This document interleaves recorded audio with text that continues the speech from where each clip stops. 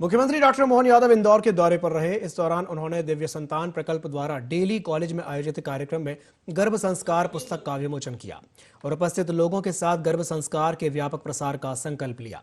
इस अवसर पर आरएसएस के पूर्व सरकारी वाह और वर्तमान में अखिल भारतीय कार्यकारिणी सदस्य सुरेश भैयाजी जोशी भी मौजूद रहे। इस दौरान मुख्यमंत्री डॉक्टर मोहन यादव ने कहा कि प्रदेश में बनने वाले शासकीय चिकित्सालयों के भवनों में गर्भ संस्कार कक्ष की स्थापना की जाएगी। गर्भ संस्कार का उद्देश्य गर्भ में पल रहे शिशु को शारीरिक, मानसिक और आध्यात्मिक रूप से संस्कारित करना है। प्रदेश के चिकित्सा विश्वविद्यालयों और उनसे संबद्ध महाविद्यालयों में गर्भ संस्कार के अध्ययन और अध्यापन की व्यवस्था भी सुनिश्चित की जाएगी।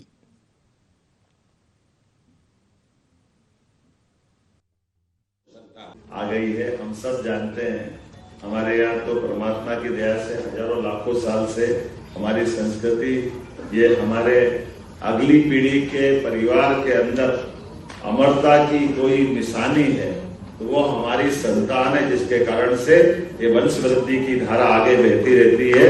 ये हमारे लिए अलग प्रकार का इस सनातन संस्कृति का अमरता का बीज मंत्र है और इसके लिए हम दोनों तरह से जानते हैं। इस बीज मंत्र का नाम गोत्र के माध्यम से भी ध्यान में आता है, जो अमरता के नाते से हम सबको आगे वंश को वृद्धि करने के साथ मानवता के लिए ये सदैव हमारे लिए पुण्य प्रशस्त मार्ग है, जिस आधार पर वैसे तो सारी बातें इसमें आई है, सब प्रकार के ढंग से और हमारे अतीत के उदाहरण से भी कितने अच्छे प्रकार से आपने डॉक्टर साहब आपने इसको समझाने का प्रयास किया और मैं बधाई देना चाहता हूं।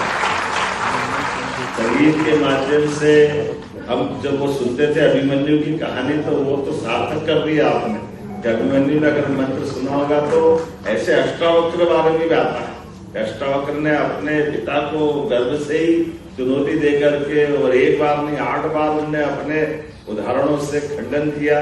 तो ये अलग बात है कि पिता को गुस्सा आ गया तो उन्होंने कहा तेरे जो भी कुछ कष्ट हुआ होगा वो अपन समझ सकते हैं, लेकिन मैं मान के चलता हूँ कि ये वाकई अद्भुत समय है और ये सही समय।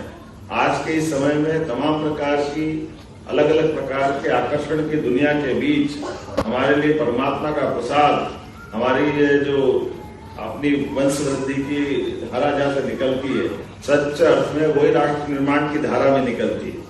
ऐसे समय में इस दौर से क्या क्या सावधानी रखना चाहिए, और अब तो ये वास्तव में सोनोग्राफी और तमाम चीजों से परिलक्षित भी हो जाता, दिख जाता है। मुझे इस बात की प्रसन्नता है, मेडिकल फील्ड के लोग, खासकर एलोपैथी वाले लोग भी अब अच्छे से मान रहे हैं। मेरी बेटी स्वयं गायनेकोलॉजिस्ट है, वो भी हॉस्पिटल में गर्भ संस्कार कराती है हरेक, और कोशिश करती है कि हरेक जिसकी डिलीवरी वो नॉर्मल डिलीवरी हो। आज का ये जो कई बार आरोप लगता है, तो ये जिस तरह से जितने अच्छे प्रकार से हो सकता है उसको करने की जरूरत है। ऐसे में दिव्य संतान प्रकल्प के इस पूरे आयोजन के लिए मेरी शुभकामना भी है। आपने कहा कि विभाग की ओर से, सरकार की तरफ से इसमें हमारा भी बजट प्रकाशन हो जाएगा। लखनऊ करेगा तो मध्य प्रदेश थोड़ी पीछे रहेगा। तो उच्च शिक्षा के हमारे दोनों विभाग, खासकर आयुष भी और एलोपैथिक भी, जहां भी हमको लगता है, और आगे चलकर के जो हॉस्पिटल की डिजाइन बनेगी उसमें गर्भ संस्कार के भी कक्ष बना करके उसको भी स्थायी रूप से करने का प्रयास करेंगे।